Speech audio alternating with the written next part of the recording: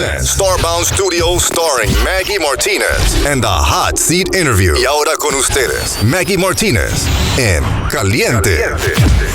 And now, Maggy Martinez. Here she is, Donna Macleod for District 105. She also ran for Congress. And you know the winners come to the Starbound Studio Hot Seat Interview.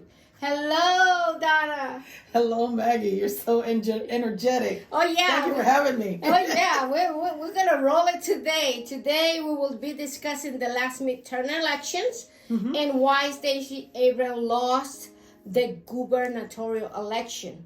We'll be profoundly discussing the message, the strategy, the data, the millennials, and the Gen Zers, how they voted.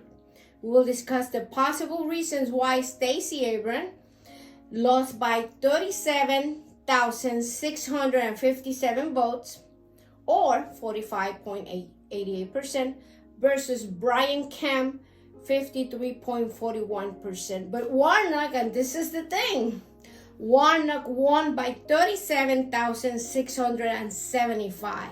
So that said, a lot of Democrats did not vote for Stacey Abrams. And the obligated question will be, Donna, why 37,657 Democrats? If we could say Democrats, could be other possibilities, but we think it's Democrat, right? Did not vote for Stacey Abrams and the candidates down the ballot. It actually didn't start just with that day, right? It started weeks before. In fact, into the primary. The primary back in May, when we had several candidates on the ballot, Democrats were energized. We had several candidates running various different races. The gubernatorial candidate decided that she was going to determine what the field looked like. There was discussion that they didn't want it to be all black. And again, when you make decisions on behalf of the voters, you also alienate the voters. That's right. And so the race went on. Two races in particular. One was the lieutenant governor's race that went into a runoff. Actually, three races, I think, to be honest. The gubernatorial race that went into a runoff, the insurance commissioner's race that went into a runoff, and also the secretary of state race that went into a runoff. Yeah, lieutenant governor had a runoff too. Yes. In fact, that's the race I think that damaged the most. The Kwanzaa Hall and the Charlie Bailey race. Yeah. In which the gubernatorial candidate decided to put her thumb on the scale and endorse one candidate over the other. Whether she wanted to have a more diverse ticket, that is not for her to decide. That's for the voters to decide. And if she was going to want to choose a certain candidate, doing it herself was not a good idea, because the people that go into the ballot box to vote for their candidate know exactly why they're going into the ballot box to vote for their candidate. And so when she endorsed one candidate over the other, it really put a bad stain on the voters that voted for the one candidate that was not endorsed by her. And there were lots of discussions about even formally, having a Skip Stacey campaign to actually say hashtag Skip Stacey. Yeah, hashtags are powerful. Yes. And so, I was able to at least push back on that and said, no, I literally felt this was not just about a Democratic race. This was about democracy and the ability for our country to maintain a republic and a representative democracy. And so I was really committed to making sure that we got our voters out for that very reason. But voters are unforgiving for people who do not respect their vote. And I think, the candidate herself has several issues. She's not the most warm person. She doesn't tend to always go down to the audience and really get to know the folks that's there. And that's a real big difference between her and Reverend Warnock. He's got no problem getting down, taking pictures with folks. And I think that was one aspect. I think she ran a race outside of the state of Georgia. She wasn't really running inside the state of Georgia to run for governor. I think that she spent a lot of time doing a lot of more national stuff. And I think that ended up costing her plenty. So there are several different issues, but I do believe it started in the primary. Definitely the strategy was not there. And Democrats like to go out and vote, but to impose a slate, I think it damaged her. When I saw that for the first time, I said, no, she should not be getting involved in the primary fight. Let everybody decide who they want to put in office to run for those positions. And even Janice Ross Robinson, she was not endorsed by Stacey Abrams. She did not endorse her. And if you are going to endorse all of them or don't endorse no one. And it's better to always stay outside. I think it costs her. It's incredible that voters turn out in Georgia. Only half of the people go out and vote. Just to round it up, ballot cast in this midterm election was around 4 million, and registered voters is around 7 million. So definitely, I think the message was not right. Something is not working right. And the obligated question is, what is the reason half of the registered voters did not vote in the midterm election? The message was right. I want to show the audience this video, and then I want Donna to comment about this video. Wonderful. Baby has a nice, strong heartbeat. Everything's developing right on schedule. Since this is your first, you may want to take advantage of the free parenting classes we offer. I do need to prepare you for the possibility of a C-section and some long-term health issues, but for now, our focus is baby, and baby looks great. Congratulations.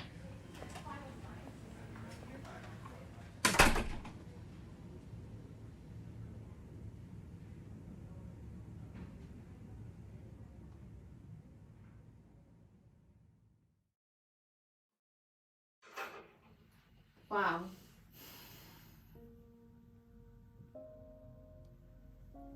So that's telling you that when we talk about the issue of abortion, and certainly we are saying abortion is not just about abortion. No, it really touched every corner of society. Yes. What's your impression of this video?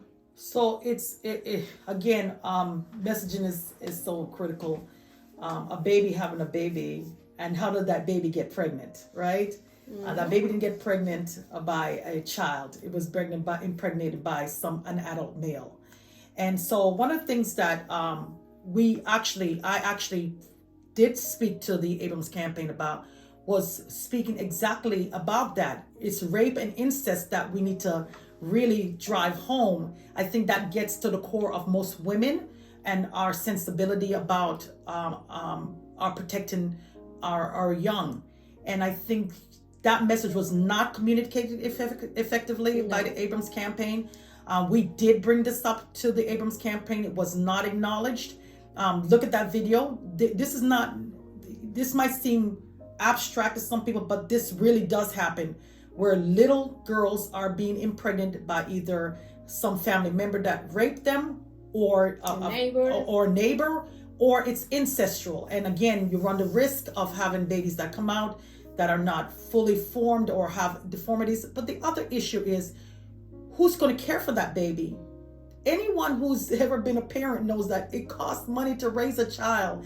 And this is a society that the same party that wants to have babies kept, also the party that pushes back on social programs that would help a woman raise a child in a society where she doesn't have the money. And abortions are also taken for health reasons, for a woman's health and for other purposes. So to just clump it into one thing for religious reasons, let me explain to folks. Religious aspects of our society, we cannot regulate morality. That's right. What we can do is put laws in place that basically penalize people who practice racism, biases, characteristics of a person. I think that is what government is supposed to do. We cannot regulate a moral issue. But at the end of the day, abortion is an issue that every woman has to make a choice for herself if she's faced with it, and she will have to live with the consequences, no one else. And as a woman of a certain age now, where my body's changing again, I do not need anyone telling me how I'm supposed to operate my body. And having a woman having self-determination on her body is also an economic reason. We need to make sure that we can feed ourselves and the children that we do bring here. There are lots of children in the foster care system that are not being adopted, and we're acting as though somehow there's only the unborn child. There are so many children that need to have a home, and we should focus on getting those children a home while they're outside the womb and they're growing up in the society, and they need guidance and they need a home and they need love. So I think, not bringing up those facts when you're talking about abortion and just family life is not getting the message through properly. And I think the Abrams campaign failed with that. And I'm glad the Justice Department decided to back up with this law presented and approved by Brian Kemp, because when you look at it, it's not that easy. It touched every corner of society. We're talking about the family, the husband, the kids, the church, the insurance company, because now the doctors are afraid to see women in that area, the woman itself. And it really touched every corner of society when you try to approve something like this. And definitely, I need to congratulate Mothers Against Greg Abbott.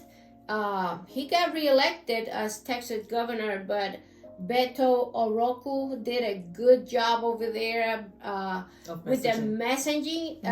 He definitely needs to come to Georgia to help a little bit with this, right? And if we're going to talk a little bit about even messaging on the COVID issue, COVID is it's a virus. It's a issue that human beings know, and I'm a chemical engineer by profession. And I know that microscopic organism exists. The reason why we are able to make the human race go a little longer is that we know that keeping things clean is important. Keeping things sanitized is important. So we did have a pandemic in this state and this country and the world. And during this process, the governor Kemp, he opened up the state prematurely. Now, should we have stayed closed all the time? Of course not. But not doing it properly is also dangerous. For most people, they're not aware that over 38,000 people have died in the state of Georgia from COVID. And not at any time did the governor send any condolences to the family that have lost loved ones. These are not just numbers; these are loved ones that people have lost. I was more concerned about the economic reason. Exactly. And at the end of the day, economics is one thing, but health and wellness is critical, because if we don't have our health and our wellness, we cannot work. And we found that out because people were not going to work because they were sick. Some people ended up in hospital. Besides the almost 40,000 people that died from COVID, he decided to open up first was the barbershops and the beauty shops. And in the African American community, barbershops and beauty shops are pretty much a social environment on Friday nights and Saturdays. So you open it up, and then guess what? You're creating more infections. We actually had to go and talk to barbers and beauty shop owners and say, look, if you're opening up your shop, please do it by appointments. Right. This way you can control what comes into the shop and out the shop. And the last thing I want to say about on COVID was this governor didn't open up the governor's mansion until November of 2021. So he was afraid of his own family contracting the virus, that he didn't open up the governor's mansion. And also the unemployment offices were not open because, again, they know that the infection was real, and to play it down and to compromise people's health is just irresponsible, and he should have been held accountable for the way he handled a pandemic, a major health issue in our state. Post-pandemic, certainly we're going to have inflation. And I want people to understand this, because during the campaign, the message was not right. That's correct. The inflation was worldwide. It was. It was not just the United States. It was not Biden's fault that we have an inflation. Certainly, as a leader, he had to take steps like increased interest and all that stuff in order to bring inflation down and decelerate the economy to help with inflation. But even Biden opened all the faucets for crude and oil in the United States, but the big companies, and this is true, you could research it, the big companies did not want to use that oil because they wanted the foreign oil because they could make more money. Because when the scarcity is there, the demand is there, but the supply is not there, inflation stays up. And I didn't see Brian Kemp talking about this, only pinpointing fingers, but what he did to help with inflation in the state of Georgia, he didn't say anything. During his campaign, he was just pinpointing figure to President Biden. It's very important that you know this because I was in Europe a week ago, and over there, the news were talking about Biden and how can he control the Senate to make the right decision in terms of inflation? Because believe it or not, it affects them too. Because we're not alone in this world, and it's important we understand this. We are a global society, and we depend on each other. Years ago, you used to say if America sneezes, the rest of the world gets a cold. But we're so intertwined now. It's not. It's different. And so the inflation issue should have been one that was really talked about. In a sense of where it's coming from, how we can all help each other to make sure we reduce it. The fact that we had a pandemic on top of that, so but goods the message was not there. No, goods ads were not there. No, and goods wasn't flowing like it should have been. So there was definitely different fractions, and we should have had an honest conversation about inflation. And having another party, the Republican Party, just pointing the finger, have no solution. No solution at all. If you are saying that you don't like something, then what is your alternative? They have never presented alternatives, but we the voters are the one that have to kind of cipher through this, and not everybody have the time to do it. So it's important that the politicians, the Abrams campaign, all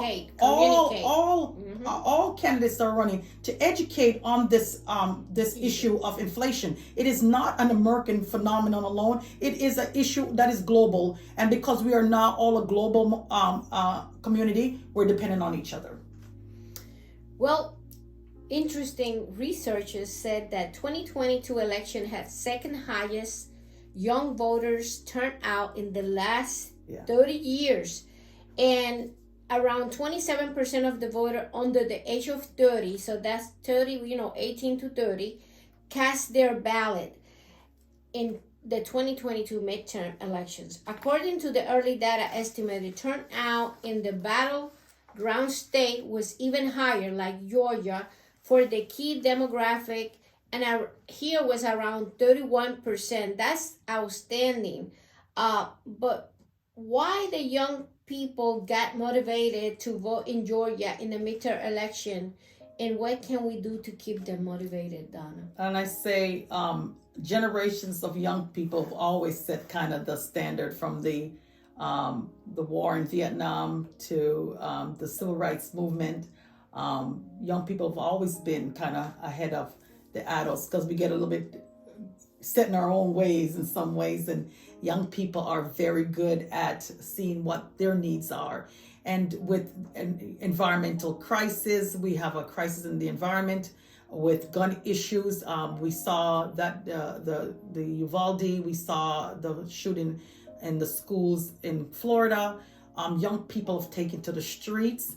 Gun issues is big for them as well. So there's a lot of issues. And for young women now, they're realizing that right to have governance over their own body is important. And so you're seeing young people saying, you know what, if you're not going to do something about it, we're going to do something. And they're realizing the power of the vote. I think that, Bernie Sanders helped to galvanize a lot of these young people to say, you can have a voice. And these young people know they have a voice. They're not thinking anymore. They know they have a voice because their voice is being heard. And right now, it's making a whole lot of people in the political sphere re-examine the messaging for themselves that they're going to be doing. And young people are actually stepping up and running and winning. Yep. So So all the older folks that are sitting there thinking somehow it's going to be automatic, these young people are saying, no, it's not automatic. You give me a reason to vote for you, or else I will step up and step in and I will run myself. So I think that young people know what's at stake for them. It's their future. They know that there's a lot riding for them, and so they're not going to sit back and allow older people who are basically in their twilights to determine how they live tomorrow. Well, I asked my granddaughter, she's 21 years old, and I asked, her name is Alanis Miranda. I had to say her name because then I get in trouble. And I asked my son, Mark Maldonado, he's 29 years old. It's in that range of people that voted. And I asked them, why you vote? And she said, because I don't want people taking rights away from me. And when I asked Mark, he said, because I don't want the Republicans to have control of the Senate. And sometimes you get surprised with these answers. You think your kids are not listening, but they're listening. But I also asked my granddaughter, I want a question for the candidate. And she said, okay, ask her this. And she said, do you think compromising and understanding in a red state, Republican state, is necessary? I think compromising is always important, because especially in a state like Georgia, in the body I sit in right now as a state representative, there's 180 members in this body, and we come from different parts of the state. That's what everybody gets to understand. We have representatives from the southern part of the state, which is completely different from the metro area, and the needs are different. So you've got the folks in the southern part looking even for internet, for just wireless. They don't have the kind of capabilities in the southern part of our state as we do in the hospitals. So there's different needs. So compromises is very important. What I want people to understand more about compromising, the number one reason is to make sure that the taxpayer get a return on investment, period. Right? So in our state, the budget is $30 billion with a B. 76% of that $30 billion come directly from income and sales tax. You don't have to pay income tax to have contributed. As long as you're paying sales tax, you're contributing. So that's 76% of the $30 billion come directly from income and sales. Another 12% comes from fees. So in total, taxpayers or people paying into the system pays 88% of that $30 billion. Wow. Yes. And then the last 12% comes from businesses, in which about 280,000 businesses do not pay any income tax. So the bulk of the responsibility comes from you and I and all of us that pay taxes. So when I talk about compromise, I always think first, is this giving the taxpayer return on investment? You would not go and play the tax market. You would not pay the tax market if you thought you weren't going to make some kind of money from it, right? You wouldn't play the stock market. Why would you allow people to collect money from you and not demand something in return? So I try to explain to folks the difference between politics and governing. So politics, the process in which we elect someone to get to govern, right? And that's where we have to differentiate ourselves against another person or another candidate. We differentiate. In some ways you're competing, but not competing against that other person per se. You're competing against making sure you communicate your message more effective than the other person. That's what politics is. When at the end of the day, you hope that your message has resonated with the voter, and the voter will say, yeah, I'm going to go to the polls and vote for this person because it's a good person. The next part of that is actually governing, right? And that's the part in which we collect the money that's collected, that we're giving you a return on that investment. Do we provide services? So whether it's at the city halls, the city level, the county level, the state level, or the federal level, those monies that are collected at the state, county, federal, those are city. All of that is to be used by the people that you elect on your behalf. They're supposed to make sure that you're getting that return on investment. And most people don't seem to understand it. And the tricky, or the kind of tricky part of it, or the mysterious part of it is that because taxes, especially income tax, are taken out before you get your paycheck, you tend not to think it's your money, but it is your money. It is your money. It's your money, and you've got to realize that you've got to be the ones to and make the hold decision. people, hold them accountable. So electing someone is the first step. The other step is the accountability part, right? Your job is not done once somebody's elected. The other part is to actually make sure you're calling, putting suggestion, questioning what they're doing with your money.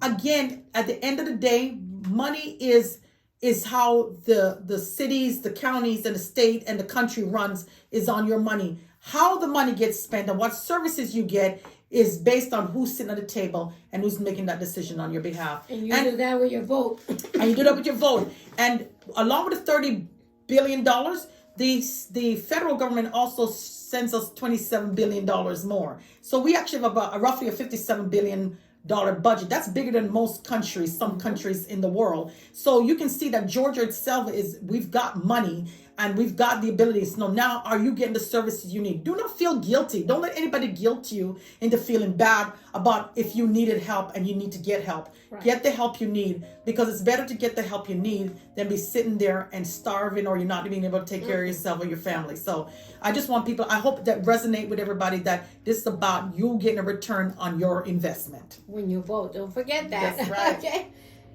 The Democratic Party of Georgia needs to have a reality check. Mm-hmm. Does a new strategy and a well-studied message is necessary to motivate the Democratic base?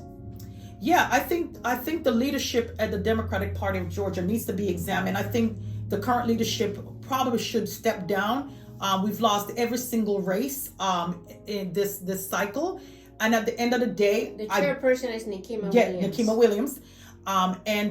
Who I don't know who the deputies are, but at the end of the day, when you lose election, you're supposed to re-examine yourself. We did not have a cohesive message coming out of the Democratic Party of Georgia. We just didn't. No messaging on COVID. There was no messaging really on the abortion issue. There was no message really on inflation. There was just the messaging was stuck, and it didn't seem to incorporate all of its candidates properly. It didn't seem to be supportive of all of its candidates, because I worked very closely with several of the down ballot candidates, and they felt shut out. They didn't feel like they were getting the support they needed. And whoever idea was it to think that endorsing people doing a primary who are strong Democrats, they need to really examine themselves and see really what the party should be doing in the state of Georgia. Every single candidate that came through this microphone that had seat interview had the same complaint.